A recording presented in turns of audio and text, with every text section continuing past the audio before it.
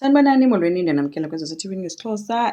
Usaqhubeka ke guys ke udadobawo Nomfuneko usafuna ukwazi ke kuZoleka into yoba ngubani lo uthe khulula amaJarimane.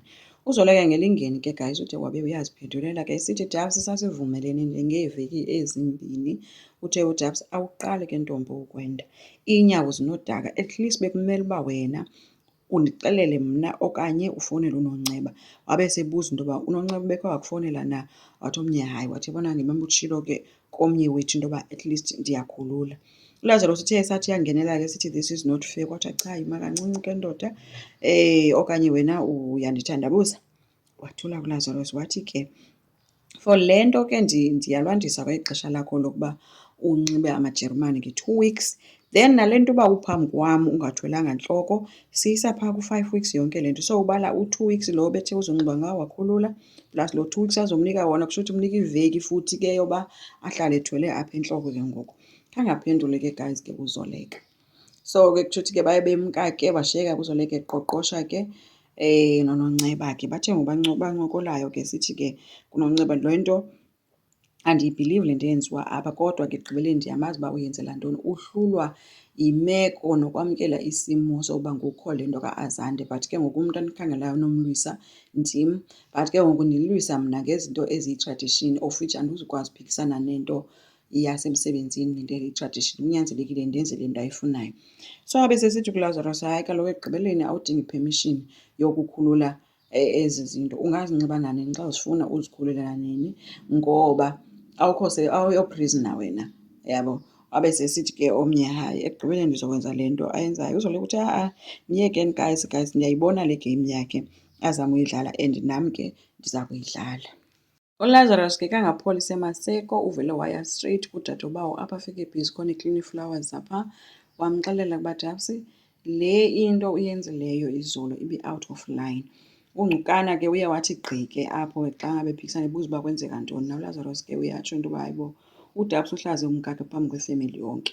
Dadobawo uthe andazi ukuba ke nokuba nina ngoku seninxiba oonondrokhwe na neebhlumasi ngoba ngoku ningena into yabafazi, okanye ke make ndiyibhentsise, ibhentsebe le nto.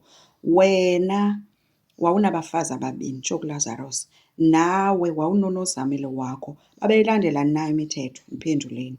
ULazarus uthi uyayi-andastenda yena yonke le nto uba inguAzande, uphikile kuDabs esithi kuNgcukane, wena wandenza isikhukukazi salo mzi, yithi guge bhuti ndenze umsebenzi wam. So ke babethe ngeyo ke guys. UZoleka ke udisayide uba makanxibe amajerumane wakhe ke bethetha noLazarus ke efowunini esithi ke uLazarus xa bemchazela uba seyile kuDabs uthi bendithe kungayi because yonke le nto ndizoyisota out ngoku kwam ngendlela yam. So ke uthe ke uzosebenzela endlini akayi ke emsebenzini. Ebencokola ke noNonceba ke apha ke ngexesha kukhona embuza ke ngale nto yeNgcukana atheni uba kanti kutheni esebenzisa le surname. Wabe sitsho kuNonceba into yoba into yomzi wakhe ekugqibeleni abayazi, ikhona nje into engekho rayithi ngomtshato wakhe, but ke usazobaxelela ngenye imini. Baye baphazanyiswa yi-call ke kaDabs engena kuZoleka, ebiza uZoleka ethi makeze kwakhe phaa kwiiNgcukanazi. UZoleka kuthe okay. UNonceba ke wabe sithi ke uzomkhapha ngoba akafuni ajongane neengcukanazi eyedwa. So ke bavumelana ke bahambile ke. Bafikile ke uDabs ke wafika esithi ke urhalela umngqusho nomngqusho omhlophe with i-oxtail, ethi ke uvuyela nale nto uba kaloku ngoku uyazazi uba unomakoti yena omtsha okhutheleyo okwazi ukwenza izinto uzawumenzela. Wabe sesithi ke ucela loo mngqusho because uAzande wawugqibela kudala umngqusho, uhlala le eAmerica, and uLazarus uyawuthanda vele plus notata uNgcukane uyawuthanda umngqusho. Nyhani ke uZoleka wavuma wathi okay uzowenza. Wabe sesithi kuNonceba uzomncedisa. Lafika ke guys ixesha lesapha kwaphakwa ke kwahlalwa phantsi ke. Abanye bebewuvuyela kumngqusho umnandi, utata ethi umnandi, uLazarus owonwabela umngqusho ophekwe ngumkakhe. Bengatsho nto uAzande bezithulela esitya nje. uDabs ke bezithe cwaka kodwa ethubeni ude wathi ke hayi unuka isirhogo nalo mngqusho. Hayi ke uNonceba wangenelela esithi hayi uyayibaxa kodwa ngoku notata uwuncomile nje lo mngqusho. Uthetha ukuthini?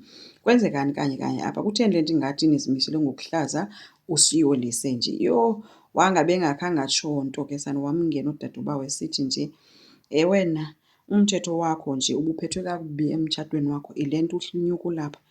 Utyiwa yintoni? Zintoni? Ntoni ikwenza uba ungahlali emzini wakho? Kutheni kungekho nto, I mean kwagqibela nini iKrisimesi yona wagqibela nini uba khona apha kwakho? Wambuza zonke ezo zinto ze ke sithi ke uze ukhumbule ke ntombi uba wena walotyolwa apha. So ungakulingi uzohlala apha uzozenza i-spring chicken nokuzojonga into yoba abanye abantu baphethwe kanjani. So kubi ke guys kwangqukana nje. Khange ke abe uyamphendula ke uNomnceba and uZoleka naye khange aphendule into ngento yomngqusho onuka isirhoko. Enkosi, ndicela siqhubeke, sisabhskrayibhe, silayikhe, singakhomenta futhi. Bye.